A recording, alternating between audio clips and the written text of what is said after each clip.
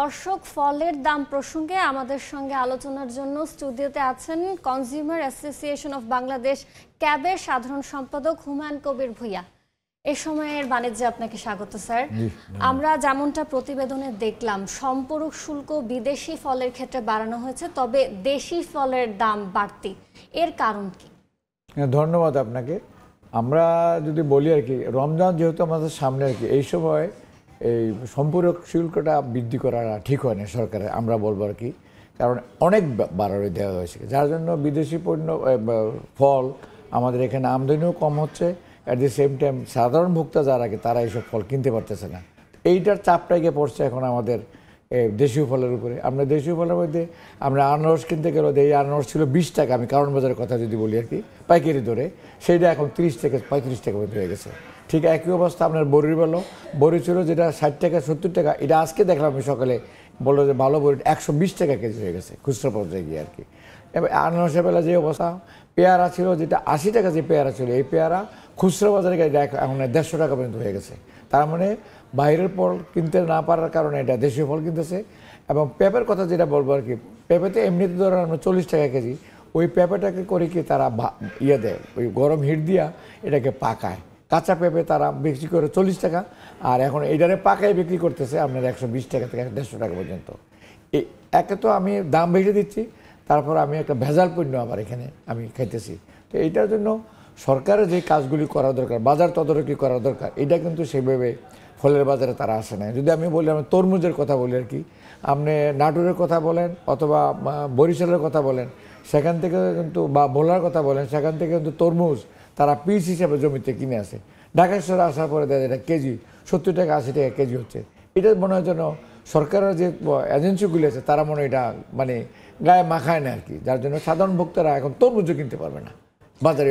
আপনি যেরকম সরকারি বিভিন্ন সংস্থার কথা বললেন, আমরা প্রায় সময় দেখি ভোক্তা অধিকারের বাজারে অভিযান পরিচালনা করে। এই যে অভিযানগুলোর পরও দাম কমছে না, এক্ষেত্রে কি কি করা উচিত? আর না, এটা যেটা করা যায়, ভোক্তা একমাত্র বাজারে অভিযানটা সঠিকভাবে যেটা পরিচালনা করতে একমাত্র ভোক্তা অধিদপ্তরই করে থাকে আর কি। পাশাপাশি ডিসি অফিস থেকেও করা হচ্ছে, বিএসটি থেকেও করা হচ্ছে, নিরাপদ খাদ্য কর্তৃপক্ষ আছে, প্রত্যেকে কিন্তু বাজারে আসছে। কিন্তু বাজারে যেই পরিমাণ অভিযানের দরকার, ব্যবসায়ীরা কিন্তু অভিযান হোক এটা তারা চায় না। আমরাও বলি যে অভিযান করে কাউকে জরিমানা করা কিন্তু ভোক্তা আইনের উদ্দেশ্য না, কিন্তু তারা বাধ্য করতেছে। এটা যেইভাবে বাজারে যে স্মুথলি করার দরকার আর কি, প্রত্যেকটা বাজারের মধ্যে আমি মনে করি কোনো না কোনো সমন্বয়ের মাধ্যমে কোনো না কোনো এজেন্সি বাজারে থাকতে হবে। কারণ ঢাকা শহরে অনেকগুলি ভোক্তা অধিদপ্তর হয়তো 2টা বা 4টা আমরা অভিযানে গেল, এই 4টা তো সারা বাংলা ঢাকা শহর কভার করতে পারতেছে না।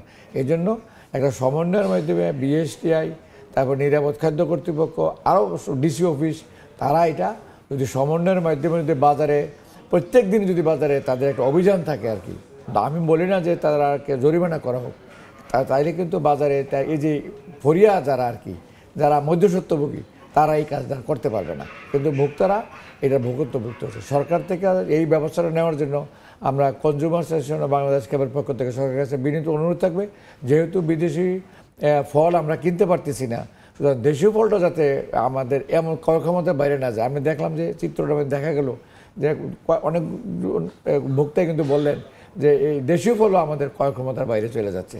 তো এইটা সরকারের এই ব্যাপারে সরকারের উদ্যোগ নেওয়া দরকার। এবং বাজারের যে কমিটিগুলি আছে, যারা বাজার কমিটিতে আছে তারা নির্বাচিত, এবং তারা যেটা বলে যে চাঁদাবাজি কমে নাই, চাঁদাবাজি কিন্তু আছে, মানে হাত বদল হয়েছে, বাজারে চাঁদাবাজি এখনও আছে, ট্রাকও চাঁদাবাজি আছে, নির্দিষ্ট লোকজন দিয়ে চাঁদাবাজিটা করা হইতেছে, এটা বন্ধ করা দরকার। পুলিশ কিন্তু এখন চাঁদাবাজি করে না, এটা আমরা পরীক্ষা দিয়েছি। পুলিশের কোনো সদস্য এখন চাঁদাবাজির মধ্যে জড়িত না।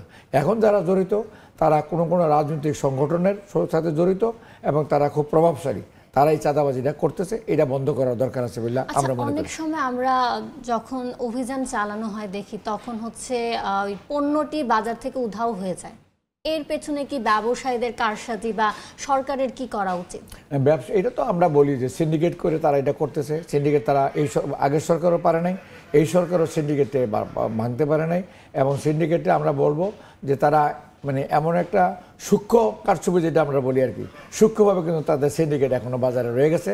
এবং সিন্ডিকেটকে যারা ভাঙবে তারাই দেখা গেছে যে ব্যবসায়ী প্রতিনিধিরে, যদি বাণিজ্য মন্ত্রণালয়ের কথা যদি বলি, বাণিজ্য মন্ত্রণালয়ের যিনি আমাদের এখন বাণিজ্য উপদেষ্টা, উনি কিন্তু একটা আমাদের একটা বড় গ্রুপের আকিজ গ্রুপের উনি প্রতিনিধিত্ব করতেছেন, উনি এখানে আসছে। আমরা আশা করছিলাম যে উনি আমাদেরকে সাশ্রয় দিতে পারবে, সাশ্রয় আমরা পণ্য পাবে, কিন্তু সেই ধরনের ব্যবস্থা কিন্তু এখন পর্যন্ত বাজার আমরা লক্ষণে করছি না, আমরা কোনো লক্ষণ দেখছি না আর কি।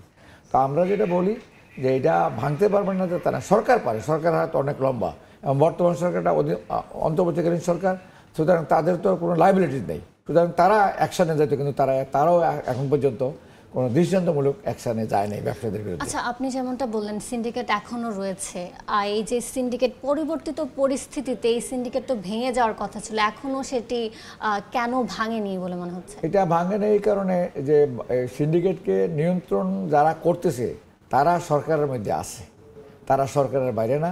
সুতরাং তারা তাদের যে নিজস্ব যে তাদের একটা ব্যবসায়ী যে একটা তাদের যে একটা আমি কি বলবো এটাকে, যে তাদের যে একটা উদ্দেশ্য আছে, ওই উদ্দেশ্যটা কিন্তু তারা ছাড়ে নাই। তারা মানে সব আপনার সিন্ডিকেটটা মানে কি, আমরা ছোটো ছোটো ব্যবসায়ীগুলিকে তারা মেরে ফেলতেছে, তারা ব্যবসা করতে দিচ্ছে না। বড় বড় ব্যবসায়ীগুলি এটা করতেছে, যার জন্য ছোটো ছোটো ব্যবসায়ী না থাকার কোনো প্রতিযোগিতা নেই। এই আমরা যদি সোয়াবিন তেলের কথা বলি, 6-7টা কোম্পানির কাছে সোয়াবিন তেল আছে, আজকে বাজারে কোনো সোয়াবিন নেই। আচ্ছা, আমরা যদি আবার ফলের প্রসঙ্গে আসি, সেক্ষেত্রে রমজান আসছে, কয়েকদিন পরে রমজান, তো এই সময়ে তাজা ফলের চাহিদা অনেক বেশি বেড়ে যায়।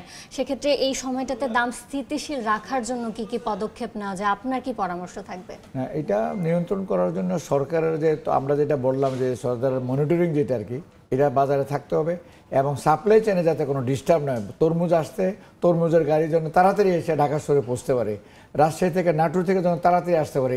যেসব পণ্যগুলি বাইরে থেকে আসতেছে, এই পণ্যগুলি যাতে কোথাও কোনো আটকা না পড়ে, এটা যেন বাজারে স্মুথলি আসতে পারে, এই ব্যবস্থাটা সরকারের করতে হবে।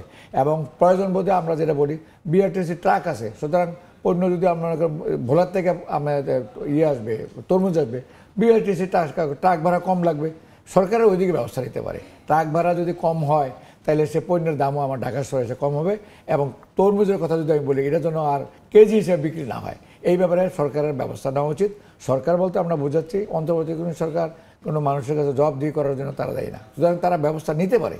এই জন্য আমরা এই বর্তমান সরকারকে, অন্তর্বর্তীকালীন সরকারকে এবং তার যারা উপদেষ্টা আছে নাকি, তাদের কাছে ক্যাবের পক্ষ থেকে ভোক্তার স্বার্থে আমরা বলবো যে আপনারা দয়া করে, আর ব্যবসায়ীদের কাছে আমাদের অনুরোধ থাকবে যে আপনারা রমজান মাসটা কমপক্ষে ব্যবসা আপনি করবেন।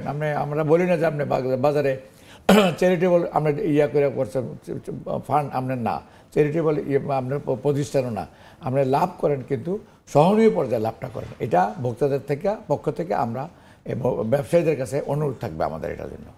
ধন্যবাদ জনাব হুমায়ুন আমাদের সঙ্গে যোগ দেওয়ার জন্য।